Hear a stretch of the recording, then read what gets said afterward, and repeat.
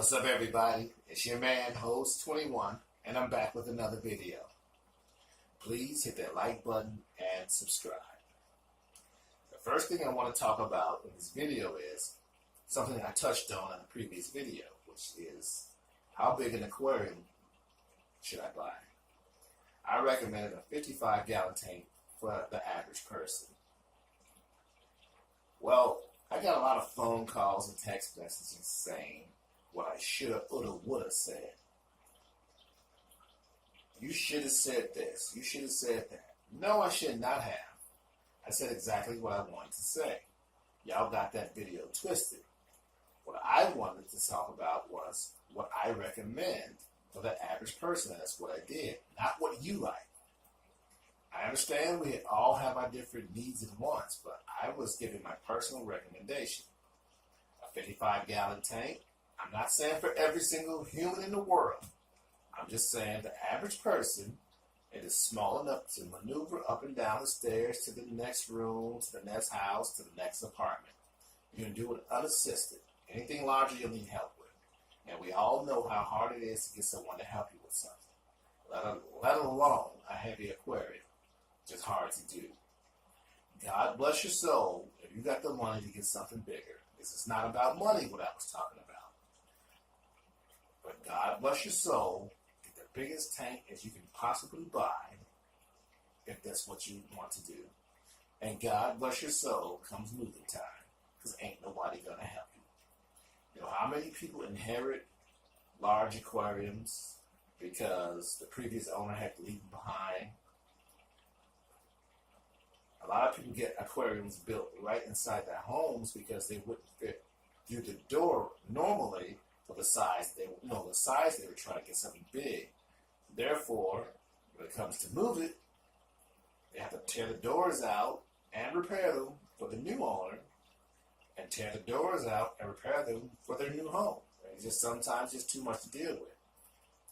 I'm not always talking about aquariums quite that large, but even a 125-gallon tank or 180 or something like that, they're very heavy, and people just don't want to deal with them. And I've seen them for sale for so cheap, and even have to drop the prices lower than that because nobody wants to come get them. The person that's selling them don't want to help you move it, and it's hard to get you to come get someone to go over there and pick it up. But you know it can be done. That's why I suggest, on average, a 55-gallon tank.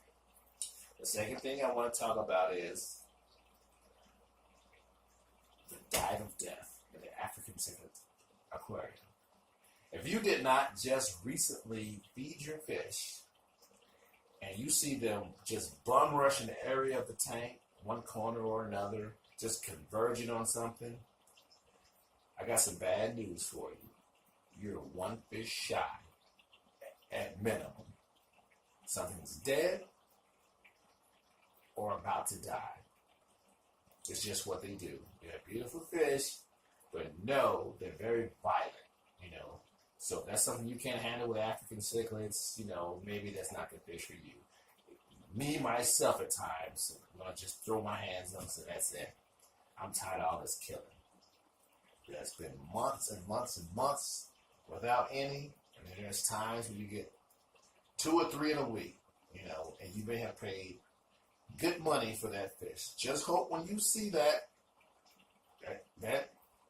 bum rush is something that you didn't pay a lot of money for. It may be one of your favorites, but just hope it wasn't an expensive fish, because I can assure you, you're now one fish short.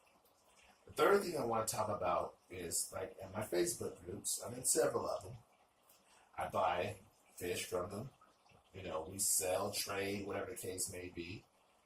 We get advice. People post these fish that are dead, white, no color anymore, and half eaten by the rest of the tank, and ask you, what happened to my fish? And the amusing part is people try to answer it. They have no clue what happened to that fish. If you didn't show it the day or 3 or 4 days before with, with some kind of indication that it might have ick or velvet or some other parasite or disease, there's no way on earth we know what happened to your fish. But they do it every single day. A half eaten fish. What happened to my fish? And we have these fish doctors, comment after comment after comment, actually trying to answer the question. I don't say anything because I'm not going to get into any Facebook fight about, something so silly. Unless somebody on there is doing fish autopsies, I guarantee you they do not know what happened to your fish unless it's just something just plain obvious. You got hot water in there or something ridiculous that's, clear cut. Otherwise, they have no idea what happened to your fish. And it's kind of silly to ask someone what happened to a half-eaten fish that they've never seen before that particular day. Third, the last thing I want to talk about is my thought of the day. My thought of the day is, I'm sure you all have gone in the store before. The door might be open, but you get in and say, ma'am or sir, we're closed. You heard them plain as day. Why do we come back with, you're closed? We heard exactly what the young lady, your man, or old lady, whatever it may be, just told us. But we hit them with the, you're closed. Then we say, what time do you open in the morning? You've been coming here 47 years. You know exactly what time they open in the morning. You're not going to be there when they open in the morning.